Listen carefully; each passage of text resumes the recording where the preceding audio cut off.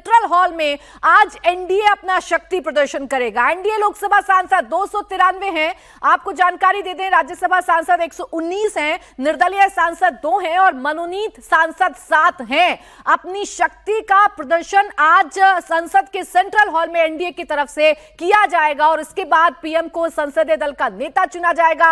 आज ही राष्ट्रपति से मुलाकात होकर जो सरकार बनाने का प्रस्ताव है वो पेश किया जाएगा। आज सेंट्रल हॉल में होने वाली बैठक में एनडीए शासित 20 राज्यों के मुख्यमंत्री, 17 डिप्टी सीएम, एनडीए में शामिल घटक दलों के 40 नेता और करीब 50 राष्ट्रीय पदाधिकारी शामिल हो रहे हैं। तो 20 मुख्यमंत्री, 17 डिप्टी सीएम, एनडीए घटक दलों के 40 नेता और राष्ट्रीय पदाधिकारी करीब 50 की संख्या में पहुंच रहे हैं। तो यह पल कितना बड़ा और कितना महत्वपूर्ण एनडीए के लिए है, इस संख्या से अंदाजा लगा सकते हैं, क्योंकि प्रधानमंत्री नरेंद्र मोदी तीसरी बार देश की बागडोर संभालने जा रहे हैं और इस मौके को बीजेपी बड़ा बनाना चाहती है। एक तरफ इस मौके को बड़ा बनाना चाह रही है, बड़ा संदेश देना चाह रही है, तो सभी की निगाहें इस बात पर हैं कि कौन बनेगा मोदी मंत्रिमंडल में मंत्री। अब आइए आपको बताते हैं आज नरेंद्र मोदी को संसदीय दल का नेता चुनने की प्रक्रिया किस तरह से होगी।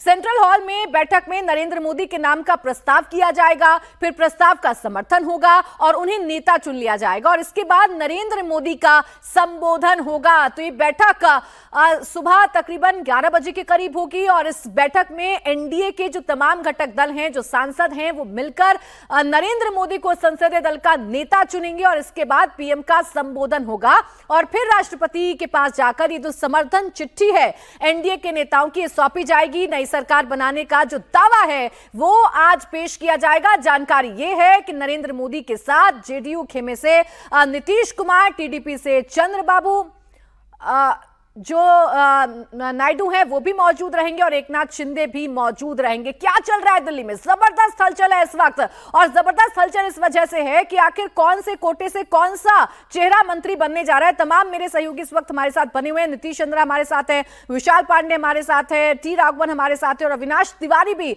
इस वक्त हमारे साथ जुड़े हुए हैं। अविनाश, आपके पास क्या जानकारी मिल रही है? कौन कौन से चेहरे हैं जो लगातार बैठकों में शामिल होने के लिए पहुंच रहे हैं और क्या संभावनाएं इन चेहरों को लेकर है? जी देखिए, अगर बात करें तो कल बीजेपी के राष्ट्रीय अध्यक्ष जेपी नड्डा के आवास पर 7.5 घंटे लंबी बैठक चली, जिसमें अगर बात करें तो मुख्य रूप से अश्विनी वैष्णव, मनसुख मंडाविया, ये 2 नेता वहां पे पहुंचे और इनके साथ भी लेकर के बातचीत हुई कि किस तरीके से जो तमाम सारे एनडीए के दल हैं इनसे आगे बातचीत की सिलसिला जारी रखना है और किस तरीके से इनको आगे एकोमोडेट करना है। तो ये सारी रणनीति कल पार्टी के राष्ट्रीय अध्यक्ष जेपी नड्डा के आवास पे बनी, जहां पे गृह मंत्री अमित शाह और पार्टी के ही वरिष्ठ नेता राजनाथ सिंह भी मौजूद रहे। सभी एनडीए नेताओं से बातचीत की गई है, खासतौर से चंद्रबाबू नायडू से और नीतीश कुमार से, इन सभी नेताओं से बातचीत कर ली गई है। आज अगर बात करें तो संसद भवन में 11 बजे सभी एनडीए सांसदों को वहां पे बुलाया गया है। बीजेपी के भी सभी सांसद वहां पे पहुंचेंगे, जिसके बाद अगर बात करें तो एनडीए की जो बैठक है वो की जाएगी, जिसमें प्रधानमंत्री नरेंद्र मोदी को फिर से एक बार एनडीए का नेता चुना जाएगा। और उसके बाद अगर बात करें तो एनडीए के जितने भी वरिष्ठ नेता हैं, चाहे चंद्रबाबू नायडू हो, नीतीश कुमार हो, जयंत चौधरी हो, अनुप्रिया पटेल हो, ये अपनी ओर से संबोधन भी करेंगे और एनडीए के तमाम सारे सांसदों को अपनी ओर से संबोधित करते हुए अपनी बात रखेंगे। उसके बाद फिर पार्टी के राष्ट्रीय अध्यक्ष जेपी नड्डा भी संबोधित करेंगे और फिर अंत में मध्य प्रदेश में 3 स्वीप भारतीय जनता पार्टी की तरफ से किया गया है। मध्य प्रदेश की उम्मीदें भी बढ़ी हुई हैं कि आखिर मध्य प्रदेश से कौन सा चेहरा है जो इस मंत्रिमंडल में शामिल हो सकता है, ये आगे चर्चा करेंगे। लेकिन फिलहाल आपको बताएं, एनडीए की मीटिंग से पहले दिल्ली में नीतीश कुमार जेडीयू की मीटिंग करने वाले हैं और इस मीटिंग में नीतीश कुमार के अलावा जेडीयू के सभी नवनिर्वाचित सांसद और पार्टी के दूसरे बड़े नेता शामिल हो सकते हैं। नीतीश कुमार के दिल्ली आवास पर हलचल बढ़ गई है। एनडीए संसदीय दल की बैठक से पहले दिल्ली में नीतीश कुमार के घर पर जेडीयू संसदीय दल की बैठक के लिए सांसदों का पहुंचना शुरू हो गया है। संजय झा पहुंच चुके हैं, कौशलेंद्र कुमार पहुंच चुके हैं। जेडीयू की मीटिंग में अभी तक कौन कौन एमपी पहुंचे हैं वो भी आपको आइए बताते हैं। लेकिन उससे पहले सीनियर लीडर और महासचिव केसी त्यागी ने 4 बातें मीडिया के सामने रखी हैं, जिसकी चर्चा लगातार हो रही है। फिलहाल जेडीयू की मीटिंग में रामप्रीत मंडल पहुंच चुके हैं, सुपौल दिलेश्वर कामत पहुंच चुके हैं, मधेपुरा दिनेश चंद्र यादव पहुंच चुके हैं, भागलपुर से अजय कुमार मंडल पहुंच चुके हैं, देवेश चंद्र ठाकुर सीतामढ़ी से सांसद हैं पहुंच चुके हैं, राजीव रंजन सिंह भी इस बैठक में पहुंच चुके हैं। तो ये वो सांसद हैं जो फिलहाल इस बैठक में पहुंच चुके हैं। नीतीश, सबसे ज्यादा नजर तो जेडीयू खेमे पर ही बनी हुई है।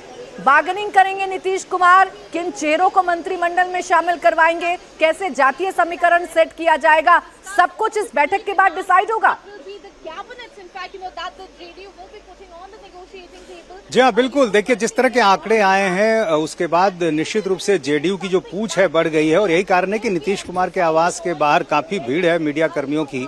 बैठक शुरू हो चुकी है, 9:30 बजे से बैठक होनी थी, सारे सांसद पहुंच चुके हैं और माना जा रहा है कि बैठक में नीतीश कुमार को फैसले लेने के लिए अधिकृत किया जाएगा। और इसके अलावा जो तमाम सांसद यहां पर पहुंच रहे हैं वो अंदर एक एक करके जा रहे हैं। थोड़ी देर पहले लवली आनंद और आनंद मोहन उनके पति वो भी यहाँ नजर आए थे। तो सभी सांसद यहाँ पहुंच चुके हैं, लेकिन सबकी नज़र इस बात पर कि जेडीयू से मंत्री कौन होगा। तो सबसे जो चर्चित नाम है उसमें ललन सिंह का नाम सबसे पहला आ रहा। आपको याद होगा जो पिछली लोकसभा में ललन सिंह की जगह आरसीपी सिंह को जब मंत्री बनाया गया था तो वो काफ़ी नाराज हुए थे और माना जाता है कि उनकी नाराजगी की वजह से ही नीतीश कुमार महागठबंधन में चले गए थे और इसमें वो सफल रहे थे। तो शायद इस बार कहीं इस तरह कोई खतरा शायद पार्टी न लेना चाहे, इसलिए ललन सिंह का मंत्री बनना लगभग तय माना जा रहा है। इसके अलावा चूंकि बिहार में विधानसभा का चुनाव करीब है, इसलिए ये माना जा रहा है कि बिहार के जातीय समीकरणों को देखते हुए और अभी जो लोकसभा के चुनाव हुए हैं उसमें जो आंकड़े दिखाई दे रहे हैं जातियों के, उसको ध्यान में रखते हुए मंत्री बनाए जाएंगे। दूसरा नाम जो संजय झा का भी है, हालांकि ललन सिंह और संजय झा में से कोई एक, चूंकि दोनों सवर्ण जाति से आते हैं, तो माना जा रहा है कि उनमें से कोई एक ही मंत्री बनेगा। अति पिछड़ी जाति से रामनाथ ठाकुर जो कर्पूरी ठाकुर के बेटे हैं और उनको भारत रत्न दिया गया था, आपको याद होगा चुनाव के ठीक पहले, तो उनके नाम की काफ़ी चर्चा है। इसके अलावा कुशवाहा वोटर जो है इस बार काफ़ी महत्व रखता है, चूँकि आरजेडी ने इस लवकुश वोट बैंक में सेंध लगाने की कोशिश की है और कई जो जगह के नतीजे हैं उससे ये बात दिखाई भी दे रही है कि कुशवाहा वोटर जो है इस बार कई बार अलग तरीके से वोट करता हुआ दिखाई दिया है।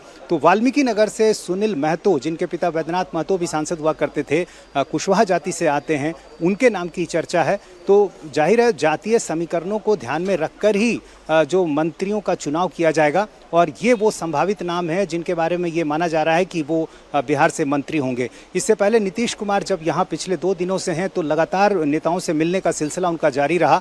नीतीश कुमार ने कल अपनी पार्टी के तमाम नेताओं, खासतौर से ललन सिंह और संजय झा के साथ नेताओं से मिला जा रहा है कि कहीं मंत्रिमंडल में जगह मिल जाए और इसीलिए इन चेहरों पर नजर बनाए रखना नीतीश बहुत जरूरी है। जो बैठक में पहुंच रहे हैं इनकी बॉडी लैंग्वेज भी आज बहुत कुछ बताएगी कि इनके चेहरे पर खुशी है या फिर मायूसी है मंत्रिमंडल में शामिल ना होने को लेकर।